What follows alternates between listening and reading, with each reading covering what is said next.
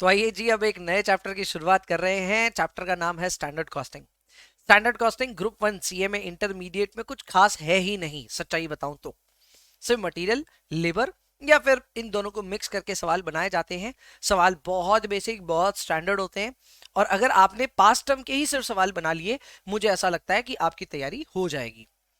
जहां तक बात है इस चैप्टर की, इस चैप्टर को रिवीजन में इसके साथ में ना, अगर आप सोच रहे हो कि यार रिवीजन में इसको सीख लेंगे, तो आप गलती कर रहे हो।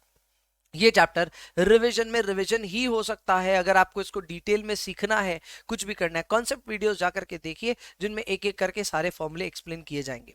ठीक है, तो वो कॉन्सेप्ट वीडियो सीरीज हमारी है, उसकी भी प्लेलिस्ट में लिंक वगैरह रहेगी, आप देख लेना।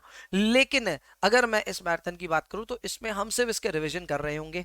और रिवीजन जब हम सवालों के करेंगे या फिर मैं फॉर्मूलों के करेंगे, तो रिविजिट कर रहे हैं, तो आपको पहले से इन चीजों के बारे में थोड़ा बहुत आइडिया होना चाहिए। आइए शुरुआत करते हैं।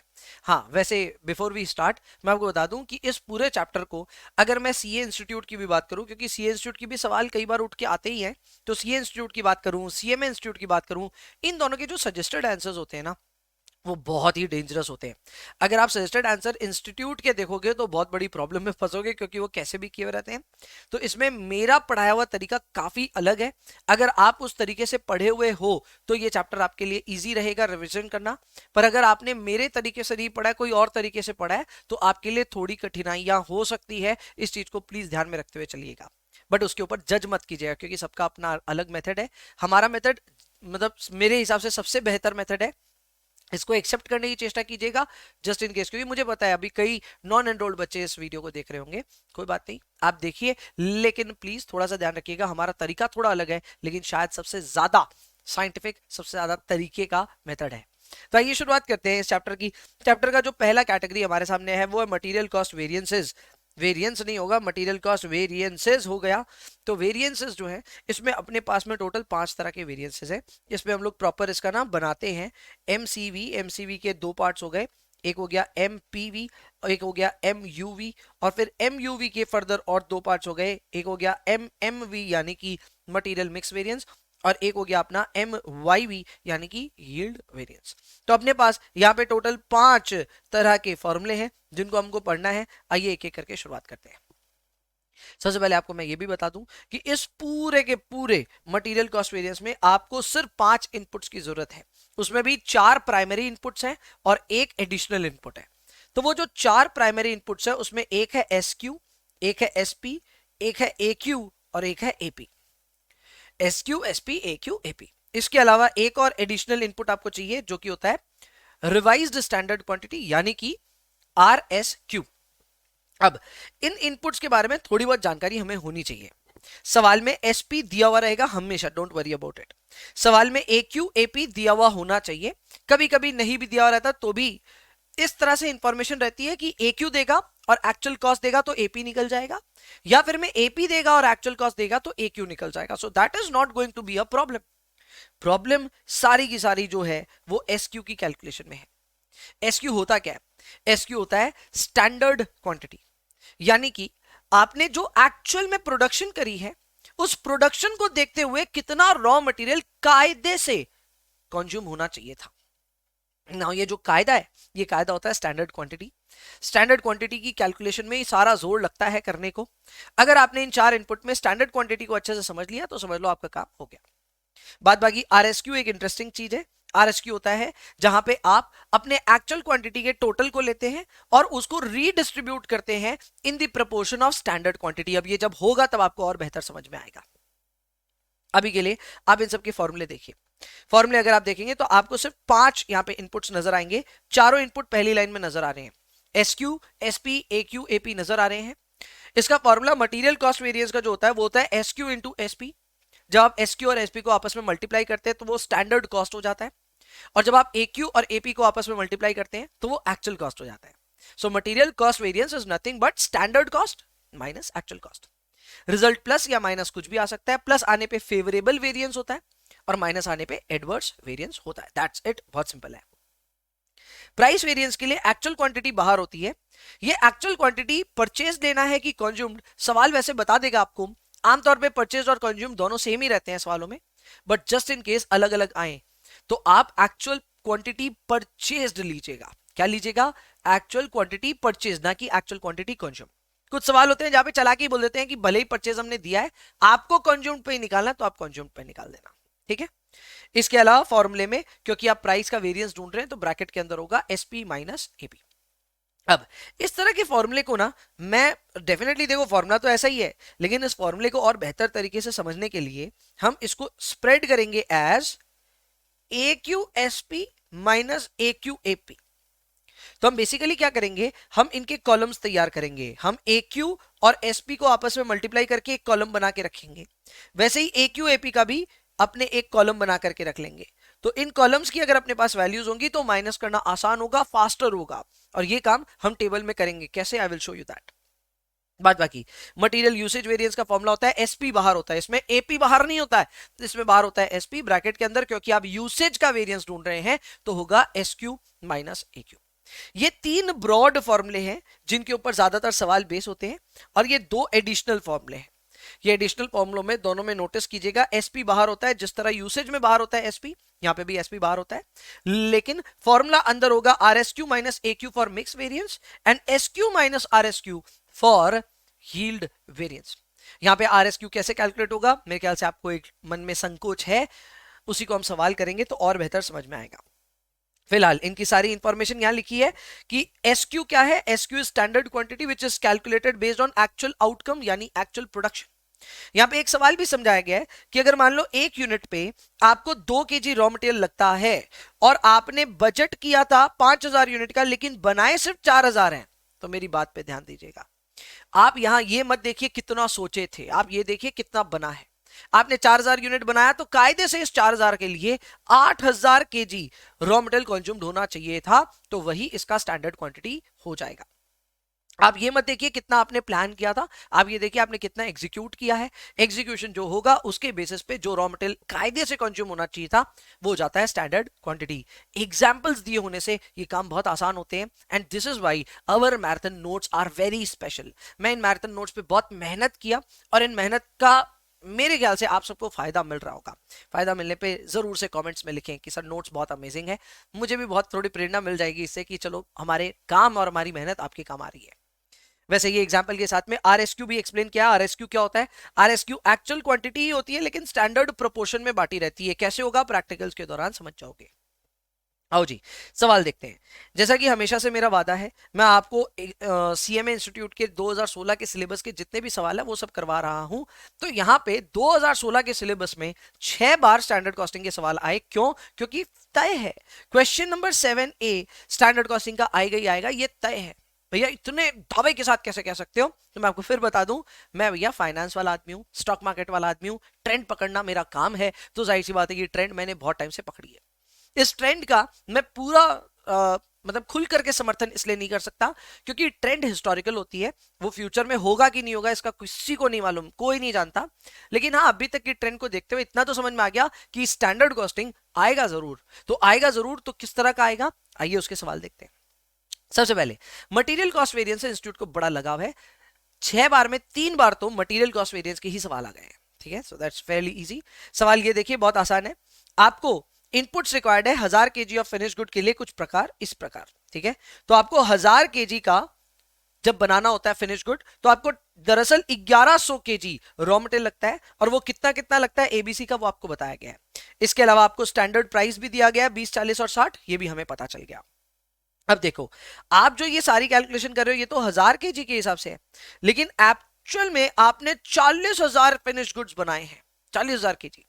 यानी इसका मतलब ये हुआ कि आपको अपनी स्टैंडर्ड क्वांटिटीज वापस कैलकुलेट करनी पड़ेंगी। ये तो 1000 के हिसाब से है, 40,000 के हिसाब से आप तो एक्चुअल आउटकम देखोगे ना, तो आपकी ये जितनी भी वैल्यूज हैं इन सबको इंटू 40 इंटू 40 इंटू 40 करना पड़ेगा, तब जाकर के हमारी स्टैंडर्ड क्वांटिटी आएगी। यानी पहली वाली आएगी 450 इंटू 40, करेक्ट, वो 1000 के हिसाब से, ये 40,000 के हिसाब से करना है। दूसरा होगा 400 इंटू 40, और तीसरा होगा 250 इंटू 40। एनीवेज एसक्यू बड़े आराम से आ जाएगा। एसपी भी दिया हुआ है 20, 40 और 60। बाद बाकी सवाल में आपको AQ दिया हुआ है, AP भी दिया हुआ है। क्या जरूरत है और कोई चीज की? कोई जरूरत नहीं है। हम यहाँ पे पांचों फॉर्मूले निकाल लेंगे, बड़े आराम से कैलकुलेशन होगा। अब ये सारी कैलकुलेशन घर पे प्रैक्टिस करते वक्त एक्सेल पे करने की हिदायत मैंने दी थी। मैंने अपने क्लासेस के दौरान भी बताया कि आप कभी भी अपना काम आसान करना चाहते हैं स्टैंडर्ड कॉस्टिंग की प्रैक्टिस के दौरान, तो एक दो सवाल जरूर अपने हाथों से बनाने ही चाहिए, लेकिन इसके अलावा एक्सेल पे कमांड रखनी चाहिए। क्योंकि एक्सेल पे क्या होता है ना, अगर आपको सिर्फ इस बात पे इंटरेस्ट है कि एग्जाम में फॉर्मेट मैं संभाल लूंगा या संभाल लूंगी, मुझे सिर्फ आंसर चाहिए, अगर आप इस चीज पे गौर करते हैं, जो मेरे हिसाब से बहुत एसेंशियल है।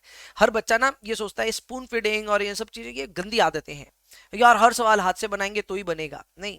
आप ये देखो आंसर आ रहा है क्या, और आंसर आने के लिए प्रॉपर फॉर्मेटिंग के साथ कंप्यूटर पे भी काम किया जा सकता है। Just in case you have access to a computer, आप एक्सेल पे जरूर स्टैंडर्ड कॉस्टिंग को ट्राई करें, जैसे कि मैंने किया। मैंने इनके जो सॉल्यूशन किए वो एक्सेल पे किए, और उससे फायदा ये होता है कि यहां पे एक ही बार मेहनत करनी पड़ती है और बाद बाकी उसी को कॉपी पेस्ट कर करके डेटा बदल करके सारे आंसर्स पता किए जा सकते हैं। यस यस यस, आपने एकदम ठीक सुना। मैंने एक ही बार सवाल बनाया और बाद बाकी सारे बार कॉपी पेस्ट करके सिर्फ इंफॉर्मेशन बदल दी। कैसे, आइए दिखाता हूं आपको। जैसे इस सवाल का अगर मैं सॉल्यूशन आपको दिखाऊं, तो ये है हमारा यहाँ पे सॉल्यूशन किया हुआ। एंड इस सॉल्यूशन में एक चीज नोटिस कीजिए कि ये सारा ऑब्वियसली एक्सेल पे किया हुआ है। ये है जून 2017 का क्वेश्चन नंबर 7A, और यहाँ पे मटेरियल एबीसी सब है। आप देखिए 450 इंटू 40 किए थे तो 18,000 आया था, 400 इंटू 40 किए थे तो 16,000, और 250 इंटू 40 किए तो 10,000। तो यहाँ पे एसक्यू की इंफॉर्मेशन आ गई। SP as it is copy किया गया है, AQ as it is copy किया गया है, AP as it is copy किया गया है। 4 मेजर इनपुट्स हमारे पास आ गए, तो मैंने इससे कैलकुलेशन करी 2 या 3 एक्चुअली। एक है एसक्यूएसपी, एक है एक्यूएपी, और एक और की है एक्यूएसपी। एक्यूएसपी इसकी जरूरत लगती है इसलिए किया है।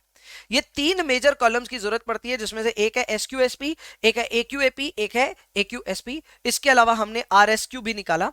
आरएसक्यू के लिए कुछ नहीं करना होता है, आप 46,000 जो कि एक्चुअल क्वांटिटी का टोटल है, इसको लीजिए और इसको डिस्ट्रीब्यूट करिए इस प्रोपोर्शन में, जो कि प्रोपोर्शन है 18:16:10, या फिर आप इसको 9:8:5 भी कह सकते हैं।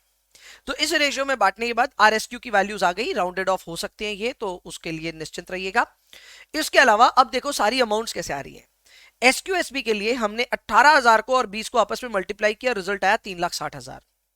वैसे ही 16,000 इंटू 40 किया, रिजल्ट आया 640। 10,000 इंटू 60 किया, रिजल्ट आया 6 लाख। इस तरह एसक्यू और एसपी को आपस में मल्टीप्लाई किया गया। एक्यूएपी के लिए भी सेम तरीके से, एक्यूएसपी के लिए भी एक्यू और एसपी को आपस में मल्टीप्लाई कराया गया। लास्ट में हमको और एक कॉलम चाहिए जो कि होगा एसपीआरएसक्यू, यानी एसपी और आरएसक्यू को आपस में मल्टीप्लाई करना है। एसपी ये रहा एसपी, और ये रहा आरएसक्यू, इनको आपस में मल्टीप्लाई करना है। इनके भी रिजल्ट्स यहां लिखे गए। अब देखो सवाल कितना आसान हो जाएगा। अगर आपने इनपुट पे मेहनत कर ली तो आपको मटेरियल कॉस्ट वेरिएंस कैलकुलेट करना है। फॉर्मूला होता है S Q into SP minus A Q into AP. तो इस हिसाब से एस क्यू एसपी और ए क्यू एपी की इंफॉर्मेशन को आपस में माइनस करना है। तो 3,60,000 माइनस 3,80,000, 6,40,000 माइनस 7,14,000, 6 लाख माइनस 5,85,000। इस हिसाब से इंफॉर्मेशन कैलकुलेट की। जो भी रिजल्ट माइनस में है वो एडवर्स है, और जो प्लस में है वो फेवरेबल है। तो इसका रिजल्ट आया माइनस 79,000 एडवर्स, यानी कि 79,000 एडवर्स आएगी। इसी तरह मटेरियल प्राइस वेरिएंस का फॉर्मूला होता है ए क्यू ब्रैकेट में एसपी माइनस एपी। अगर इसको मैं खोल दूं तो ये हो जाएगा ए Q SP minus A Q AP. अब क्योंकि दोनों की इंफॉर्मेशन हमारे पास है, ये रहा AQSP, ये रहा AQAP, दोनों को आपस में माइनस करेंगे, we will get the results 59,000 adverse total में आ रहा है, और इंडिविजुअली ABC के लिए भी हमें पता चल गया। ऐसे ही यूसेज वेरिएंस कैलकुलेट हो जाएगा। यूसेज वेरिएंस का फॉर्मूला होता है SP ब्रैकेट में SQ माइनस AQ, तो ये हो जाएगा SP SQ minus SP AQ। उस हिसाब से अगेन इंफॉर्मेशन हमारे पास है, काम हो जाएगा। मिक्स वेरिएंस का फॉर्मूला होता है एसपी ब्रैकेट में R S Q minus A Q, तो इसका फॉर्मूला हो जाएगा SP R S Q minus SP A Q. फॉर्मूले के हिसाब से इंफॉर्मेशन ऊपर से लें, माइनस करें, रिजल्ट्स आ जाएंगे। वैसे यील्ड वेरिएंस का फॉर्मूला होता है एसपी ब्रैकेट में होता है S Q minus are S Q, तो इसके हिसाब से ये हो जाएगा SP S Q minus SP R S Q. आप देख सकते हैं ये सारे कॉलम्स की वैल्यू हमारे पास है। जैसे गौर करने के लिए एसपीएसक्यू ये रहा, एसपीआरएसक्यू ये रहा। तो सारी इंफॉर्मेशन होने के बाद बस आपस में माइनस कर दीजिए। माइनस करने के बाद में जो आपका फेवरेबल एडवर्स जो आना है आ जाएगा। अब अगर आपके पास में इस तरह की इंफॉर्मेशन आ जाए, अगर इस तरह का आप एक एक्सेल शीट बना पाओ, तो मैं यही कहूंगा कि इसी को आप ध्यान में रखते हुए बाकी सारे सवाल भी बना सकते हैं। क्लियर? तो वो सब हम काम कर रहे होंगे। क्लियर? अभी के लिए नेक्स्ट सवाल में चलते हैं। नेक्स्ट सवाल जो वापस मटेरियल का, अच्छा सारे रिजल्ट्स हमारे मैच कर गए ऑब्वियसली। नेक्स्ट सवाल में हम चल रहे हैं जो कि है क्वेश्चन नंबर 2। अच्छा वैसे अगर आप अपना पूरा मैनुअली कर रहे हैं कोई दिक्कत नहीं है, आप मैनुअली कर रहे हैं तो वीडियो को पॉज करके सारे आंसर्स आप आराम से देख सकते हैं। हर एक वैल्यू का आंसर मैंने अपने शीट में दिखा रखा है, तो आप हर वैल्यू का आंसर आराम से टैली कर सकते हैं, कोई प्रॉब्लम नहीं होगा। नेक्स्ट है क्वेश्चन नंबर 2। अगर क्वेश्चन नंबर 2 की मैं बात करूं तो ये जून 2019 में पूछा गया 8 नंबर के लिए, और ये सवाल भी सेम वैसा सही है। यहां पे आपको एक प्रोडक्ट के लिए दिया हुआ है 30, 40 और 50 केजी, जबकि आपको 10 यूनिट के लिए करना है। ये अपनी स्टडी मैट का भी सवाल है, सेम ऐसा ही सवाल है। तो ये एसक्यू आ जाएगा 300 केजी, 400 केजी और 500 केजी। एसपी आ जाएगा 30, 50 और 40। एक्यू आ जाएगा 320, 475, 435। एपी आ जाएगा 35, 55 और 36। सवाल में आप आरएसक्यू वगैरह भी निकाल सकते हो, उसके लिए एक्यू का टोटल कीजिएगा, आरएसक्यू के रेशियो में बांट दीजिएगा। मेरे ख्याल से ये पांचों चीजें हमसे पूछी गई हैं, आसान है, आराम से हो सकता है। मैं आपको शो कर दूंगा स्क्रीन पे सारा का सारा रिजल्ट, लेकिन ये आराम से हो सकता है, इसका सॉल्यूशन दिखा दूंगा। नेक्स्ट आते हैं क्वेश्चन नंबर 3। ये सवाल है दिसंबर 2019 का पूछा हुआ 8 मार्क्स के लिए, यानी 2019 में दोनों ही टर्म्स में they asked you material variances. आसान है। इसमें आप देख सकते हैं वापस सेम सिचुएशन है, एक यूनिट के लिए दिया हुआ है, फिर 20 यूनिट के लिए पूछा है। तो आप एसक्यू निकालने के लिए पहले वाले को करोगे 40, दूसरे को 60 और लास्ट वाले को 80। इसका प्राइस होगा 20, 25 और 15। इनका एक्यू होगा 35, 60 और 90, और एपी होगा 22, 24 और 16। आपको अगर आरएसक्यू निकालना होगा तो एक्यू का टोटल लीजिएगा और एसक्यू के रेशियो में बांट दीजिएगा। क्लियर? अगेन ये भी बहुत आसान है, इसका पूरा रिजल्ट आपको मिल जाएगा, अभी मैं शो कर दूंगा, you will be able to find out. Clear?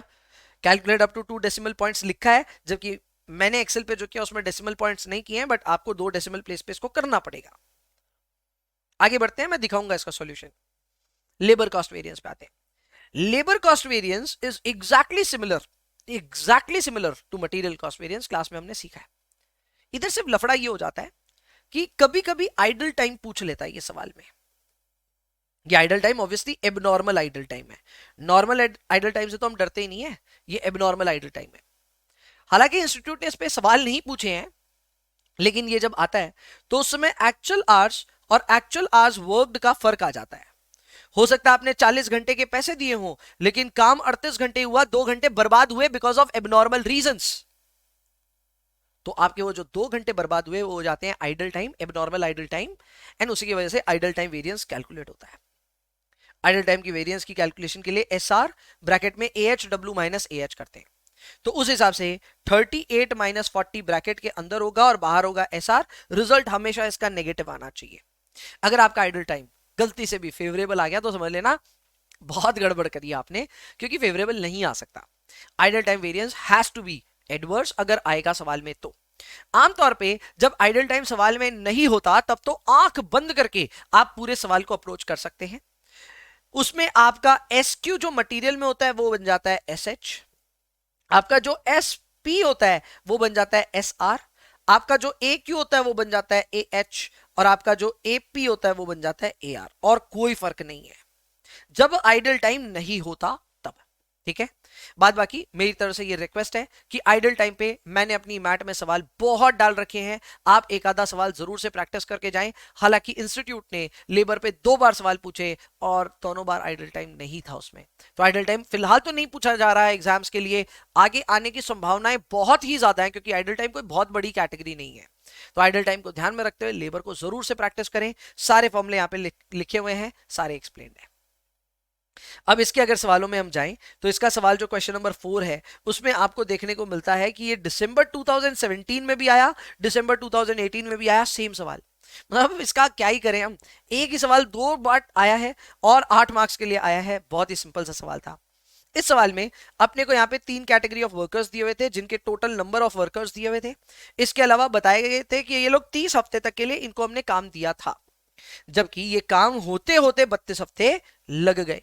तो ये काम होते होते 32 हफ्ते लग गए, और एक्चुअल जो नंबर ऑफ वर्कर्स हमें यहाँ दिए हुए हैं वो भी दिए हुए हैं। हमको यहाँ पे सबसे पहले SH निकालने हैं, where H is actually a resemblance of man weeks. ठीक है, तो हम यहाँ मैन वीक्स निकाल रहे हैं क्योंकि ये सर्विस ओरिएंटेड इंडस्ट्री है, कंपाउंड यूनिट्स यहाँ पे यूज होते हैं, तो मैन वीक्स हम यहाँ पे कैलकुलेट करेंगे जो कि हमारा एसएच का काम करेगा। एसआर ऑलरेडी दिया हुआ है, वैसे ही एएच निकल जाएगा और एआर भी ऑलरेडी दिया हुआ है। बस प्रॉब्लम यही है कि एसएच और एआर ये सब निकलेगा कैसे, तो इसके लिए आइए कैलकुलेशन देख लेते हैं। तो अगर इनके सॉल्यूशंस पे आप गौर करोगे तो ये देखो यहां पे 2250 एसएच लिया हुआ है, ये 2250 आया कहां से होगा, तो यहां पे गौर कीजिए, यहां पे 75 वर्कर्स को बोला गया था काम करने को, करेक्ट। 75 वर्कर्स को बोला गया था 30 हफ्ते में काम कंप्लीट कर लेना, ये उनके लिए स्टैंडर्ड सेट किया गया था। तो हम उनसे एक्सपेक्ट किए थे कि 75 वर्कर्स सब 30 हफ्ते में काम कंप्लीट करेंगे, तो 2250 मैन वीक्स में काम हो जाएगा, ये हमने उम्मीद किया था फॉर स्किल्ड वर्कर्स। इसी तरह सेमी स्किल्ड के लिए 45 इंटू 30, अनस्किल्ड के लिए 60 इंटू 30। आप चाहें तो इनका रिजल्ट्स देख सकते हैं, 1350 और 1800 होना चाहिए, ये देखिए 1350 और 1800 है।